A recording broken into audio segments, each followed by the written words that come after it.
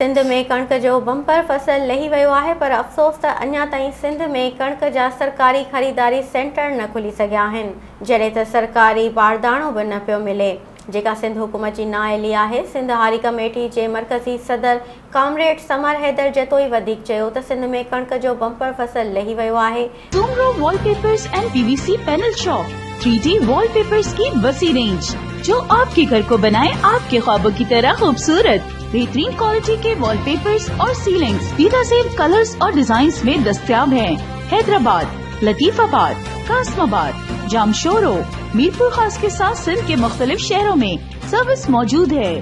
हर किस्म के 3D वॉलपेपर्स और सीलिंग्स लगवाने के लिए अभी राब्ता करें। कॉन्टैक्ट रांजन अली सोमरो। व्हाट्सएप 0333370786, 03333702 तालिब हुसैन 0317131096 पर सिंध जा हारी पंहिंजो फसल विकिरो करण लाइ सख़्त परेशान आहिनि ऐं सिंध में अञा ताईं किथे बि कहिड़े बि शहर में कणक जा सरकारी ख़रीदारी सेंटर न खुली सघिया आहिनि ऐं सरकारी बारदानो बि न पियो मिले।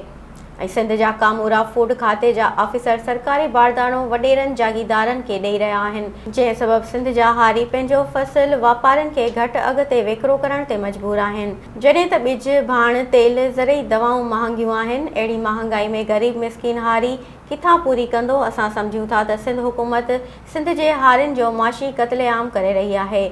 सिंध हुकूमत जे अहिड़ी नाअहली ते सिंध हारी कमेटी ख़ामोश न वेहंदी ऐं पूरी सिंध में हुकूमत ख़िलाफ़ एहतजाजी मुज़ाहिरा कया वेंदा।